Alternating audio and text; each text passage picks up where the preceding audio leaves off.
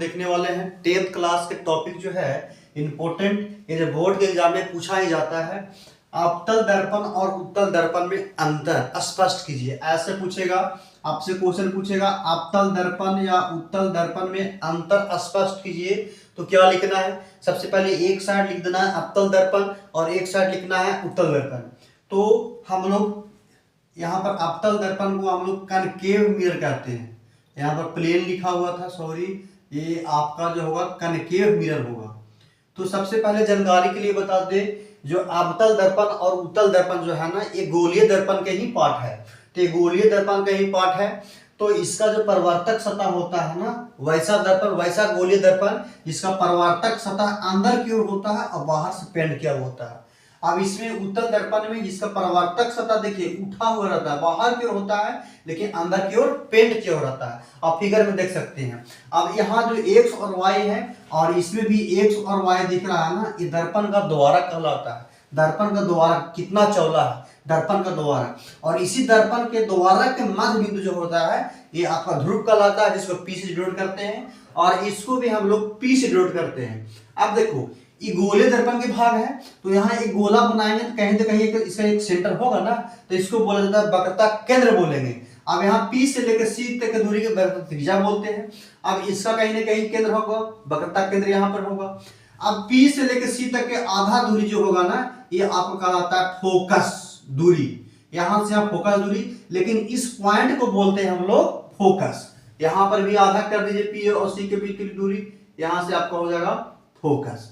अब देखो पहला डिफरेंस तो यही हो गया, पहला डिफरेंस तो ये हो गया कि गोलीय दर्पण का वह भाग जिसका परावर्तक सतह है, जिसका परावर्तक सतह अंदर की ओर होती है, देखने वाला सतह जो होगा अंदर की ओर होती है। यहाँ पर देख सकते हैं, यहीं से हम किसी ऑब्जेक्ट को हम देख पाएंगे, यहीं से किसी ऑब्जेक्ट को देखेंगे, लेकिन इसका इधर से नहीं देख पाएंगे क्योंकि इधर क्या पेंट किया हुआ है। तो देखने वाला सतह जो है इधर से ही इसका जो है सतह होगा और इसका देखने वाला सतह जो है इधर से ही किसी ऑब्जेक्ट को देख पाएंगे और इसका वस्तु को इधर से ही दिखाई देगा।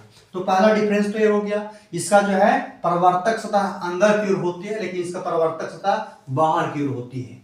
अब दूसरा पॉइंट लिखने वाला बात क्या है, ये अवतल दर्पण की विशेषता क्या है, अब ऐसे समझो। ये दूसरा पॉइंट, दूसरा पॉइंट में ये आपको लिखना है कि गोलीय दर्पण में यदि कोई गोलीय दर्पण को हम लोग यहाँ पे लिखिएगा, गोलीय दर्पण को हम लोग अभिसारी दर्पण कहते हैं, सॉरी अवतल दर्पण को हम लोग यहाँ पर लिख सकते हैं अवतल दर्पण।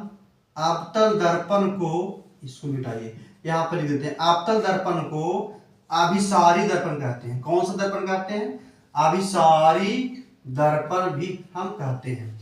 ठीक है, शॉर्ट में लिखेंगे अवतल दर्पण को कौन सा दर्पण कहते हैं, अभिसारी दर्पण कहते हैं। लेकिन यही उत्तल दर्पण को हम लोग बोलते हैं अपसारी दर्पण। कौन सा दर्पण, अपसारी दर्पण कहेंगे। उत्तल दर्पण को हम लोग अपसारी दर्पण कहेंगे। क्यों कहते हैं इसको आप समझिए। अवतल दर्पण को अभिसारी दर्पण इसलिए कहा जाता है ना, इसका गुण ही ये है क्योंकि इस दर्पण के ये जो मुख अक्ष है ना, मुख अक्ष के समांतर जब कोई प्रकाश किरण ऐसे आएगा, ठीक है, मुख अक्ष के समांतर ये लाइन और ये लाइन आपस में समांतर है, तो मुख अक्ष के समांतर जब कोई प्रकाश की किरण आएगा, लो इधर से भी समांतर बनाते हैं, तो जब इस दर्पण से टकराता है ना, तो टकराने के बाद मुख अक्ष की ओर मोड़ने का काम करता है। ये हमेशा के हमेशा मुख अक्ष की ओर मोड़ने का काम करेगा। तो इसीलिए हम अवतल दर्पण को अभिसारी दर्पण कहते हैं। क्लियर, ठीक है। तो ये आपसे ऑब्जेक्टिव में भी, अब सब्जेक्टिव में भी पूछ सकता है कि अवतल दर्पण को अभिसारी दर्पण क्यों कहते हैं। तो लिखेंगे हम लोग अवतल दर्पण को अभिसारी दर्पण इसलिए कहते हैं क्योंकि मुख अक्ष के समांतर आती प्रकाश किरण दर्पण से क्या परावर्तन के बाद मुख अक्ष की ओर मुड़ने का काम करती है, मुड़ जाती है, इसीलिए हम अवतल दर्पण को अभिसारी दर्पण कहते हैं।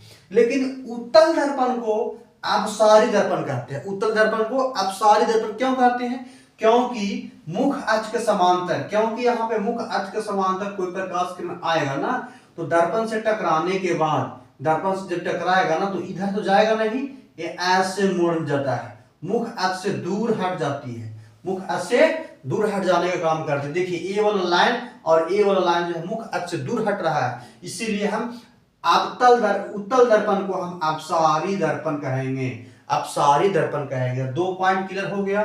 ठीक है, इसमें पूछेगा कि उत्तल दर्पण को अपसारी दर्पण क्यों कहते हैं, तो हम लोग को लिखना पड़ेगा कि उत्तल दर्पण को अपसारी दर्पण कहते हैं क्योंकि मुख अक्ष के समांतर आती प्रकाश की किरणें दर्पण से परावर्तन के बाद मुख अक्ष से दूर हट जाती है, इसीलिए हम उत्तल दर्पण को अपसारी दर्पण कहते हैं। 2 पॉइंट। अब इसमें तीसरा पॉइंट अब ए लिखिएगा, इसमें तीसरा पॉइंट हम लोग ए ऐड कर लेंगे। इसमें वस्तु का प्रतिबिंब जो बनेगा ना, ये कोई वस्तु हम रखेंगे ना, तो वस्तु का प्रतिबिंब वास्तविक भी बनेगा, ठीक है, और आभासी भी बनता है। तो इसमें लिखेंगे अवतल दर्पण में या इसमें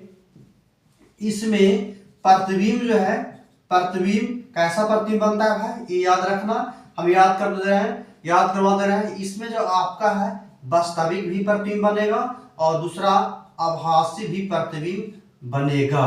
तो ये पॉइंट बहुत इंपॉर्टेंट है कि कौन सा दर्पण में वास्तविक प्रतिबिंब और आभासी प्रतिबिंब दोनों बनता है, तो अवतल दर्पण में वास्तविक प्रतिबिंब और आभासी प्रतिबिंब दोनों बनती है, याद रखिएगा। अब देखिए लेकिन इस तीसरा पॉइंट में यहां पर ये लिखना है, उत्तल दर्पण में इसमें केवल आभासी प्रतिबिंब बनता है। उत्तल दर्पण में आप लिख लीजिएगा कि इसमें केवल आभासी प्रतिबिंब बनता है, ये इधर नहीं बनेगा, जब बनता है तो इधर बनता है, ठीक है। तो इसमें केवल आभासी प्रतिबिंब बनता है, लेकिन इसमें कैसा प्रतिबिंब, वास्तविक प्रतिबिंब और आभासी प्रतिबिंब दोनों बनता है, लेकिन इसमें जो है आभासी प्रतिबिंब बनता है। अब इसमें ये लिख लिए।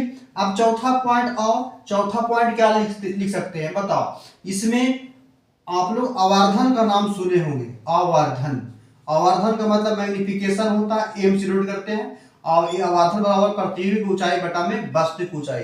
बताओ आवर्धन का वैल्यू प्लस होगा कि माइनस होगा, हाँ चलिए दिख रहा है। आवर्धन का वैल्यू जो है प्लस होगा कि माइनस होगा बताओ। इसमें जब हम अवतल दर्पण में जब वस्तु को प्रतिबिंब बनाएगा ना, तो इसमें आवर्धन का वैल्यू प्लस भी हो सकता है और यहाँ पर माइनस भी हो सकता है। तो एम का जो वैल्यू होगा ना, एम का जो वैल्यू होगा प्लस भी होगा और माइनस भी होगा, यहाँ पे आप याद रखना। लेकिन इसमें आप जरा बताओ, चौथा पॉइंट इसमें देखे, एम का वैल्यू क्या होता है। अच्छा है, आवर्धन का वैल्यू एक और इसमें फॉर्मूला देखोगे तो एम बराबर माइनस भी बटा में यू भी होता है, माइनस भी बटा में यू होता है। अब यहाँ से एम बराबर इसमें भी लिखोगे माइनस भी बटा में यू। अब देखो वस्तु का जो होता है दूरी होता है ना, भी आपका क्या वस्तु का दूरी है, इसे भी वस्तु का दूरी है, भी प्रतिबिंब की दूरी है और यू आपका वस्तु की दूरी है। वस्तु को दूरी हमेशा वस्तु को इधर ही रखेंगे, तो वस्तु का दूरी हमेशा माइनस होता है, और ये फार्मूला में ऑलरेडी लगा हुआ माइनस, और यहाँ पे लगाएंगे माइनस हो जाएगा प्लस, तो एम का मतलब प्लस। तो इसमें आवर्धन का मान क्या है, प्लस है। इसमें आवर्धन का मान, आप उत्तल दर्पण में आवर्धन का वैल्यू कैसा होता है, प्लस का मतलब आप ऐसा समझो, आवर्धन का मतलब ये होता है ना, किसी भी वस्तु का ऑब्जेक्ट का प्रतिबिंब जो है ना कितना बड़ा बन रहा है आवर्धित रूप से, या कितना छोटा बन रहा है। तो इसका उत्तल दर्पण का आवर्धन क्या होगा, प्लस होगा, लेकिन अवतल दर्पण का आवर्धन प्लस भी हो सकता है और माइनस भी हो सकता है। अच्छा, ऐसे भी पूछ सकता है क्वेश्चन में, किसी दर्पण का आवर्धन प्लस है, किसी दर्पण का आवर्धन क्या है, प्लस है, तो इसका मतलब क्या है बता सकते हैं। किसी दर्पण का आवर्धन का वैल्यू प्लस है, दर्पण में कुछ लेंस में नहीं, दर्पण में, तो इसका मतलब प्रतिबिंब जो है आभासी प्रतिबिंब है। कैसा प्रतिबिंब है, आभासी प्रतिबिंब है, ठीक है। अच्छा, आभासी प्रतिबिंब, अच्छा इस पॉइंट को हम मिटा देते हैं, नहीं तो देख लीजिए इसमें एक और पॉइंट बताते हैं। अब 5वां पॉइंट देखो, इसमें प्रतिबिंब जो है हमेशा के हमेशा सीधा बनता है, क्योंकि प्रतिबिंब क्या है, आभासी है, और आभासी प्रतिबिंब सीधा होता है। इसीलिए गाड़ी के साइड मिरर में के रूप में जो है ना, गाड़ी के साइड मिरर में हम लोग यही वाला दर्पण लगाते हैं, उत्तल दर्पण, क्योंकि बहुत बड़ा ऑब्जेक्ट को छोटा करके या हम सीधा रूप से ऐसे देखने का प्रयास करते हैं। तो कौन सा दर्पण लगाएंगे हम गाड़ी के साइड मिरर के रूप में, यही उत्तल दर्पण का प्रयोग करते हैं, समझे, क्योंकि हम लोग को सीधा दिखना है ना, इसीलिए ये हम लोग उत्तल दर्पण का प्रयोग करते हैं गाड़ी के साइड मिरर के रूप में। और ये जो है अवतल दर्पण जो है ना, दांत वगैरह में ठीक है, डॉक्टर लोग यूज करता है उसको बड़ा करके देखने में। तो यहाँ पर हॉस्पिटल में ये यूज किया जाता है, डॉक्टर लोग इसका यूज करते हैं साइज को बड़ा करने का, और इसमें वस्तु छोटा बनेगा, इसमें वस्तु बड़ा बनेगा। ठीक है, ये याद रखिएगा। इसमें वस्तु का प्रतिबिंब जो होगा, 5वां पॉइंट याद रखिएगा, अवतल दर्पण में वस्तु का प्रतिबिंब क्या बनेगा, बड़ा बनेगा, और इसमें उत्तल में छोटा बनेगा। इसमें प्रतिबिंब सीधा बनेगा और इसमें उल्टा और सीधा दोनों बनेगा। फिर से एक बार आप सुन लो, हम बोल देते हैं। ठीक है, अवतल दर्पण और उत्तल दर्पण में अंतर यदि पूछे तो क्या बताना है। एक किसी गोले दर्पण गोवा भाग, इसका परावर्तक सतह अंदर की ओर है, इसका परावर्तक सतह बाहर की ओर है, बाहर की ओर है। इसका परावर्तक सतह अंदर की ओर, इसको बाहर की ओर। इसको बोलते हैं अभिसारी दर्पण, इसको बोलते हैं अपसारी दर्पण। क्यों बोलते हैं, क्योंकि मुख अक्ष के समांतर आती प्रकाश किरण दर्पण की ओर मुड़ जाता है, और इसमें क्योंकि मुख अक्ष के समांतर आती प्रकाश किरण दर्पण से दूर हट जाता है, मुख अक्ष से दूर हट जाता है। अब इसमें प्रतिबिंब आभासी और वास्तविक दोनों बनता है, और इसमें केवल आभासी प्रतिबिंब, और आभासी प्रतिबिंब सीधा होता है, और इसमें आभासी और वास्तविक दोनों बना है। इसका मतलब प्रतिबिंब सीधा भी बनेगा और उल्टा भी बनेगा। अब इसका आवर्धन प्लस भी हो सकता है और माइनस भी हो सकता है, क्योंकि प्रतिबिंब इसमें वास्तविक और आभासी दोनों बना है। लेकिन इसका उत्तल दर्पण का आवर्धन केवल प्लस होगा, और किसी भी वस्तु का या किसी भी दर्पण का आवर्धन प्लस होने का मतलब वस्तु का नेचर कैसा है, आभासी है, और आभासी प्रतिबिंब सीधा होता है। इसीलिए गाड़ी के साइड मिरर में हम लोग उत्तल दर्पण का प्रयोग करते हैं। तो ये आपका रहा अवतल दर्पण और उत्तल दर्पण में बेसिक अंतर। चलिए, इस वीडियो के माध्यम से आप लोगों को लगा कुछ सीखे हैं, तो वीडियो को लाइक शेयर और सब्सक्राइब कर दीजिएगा। Thank you very much.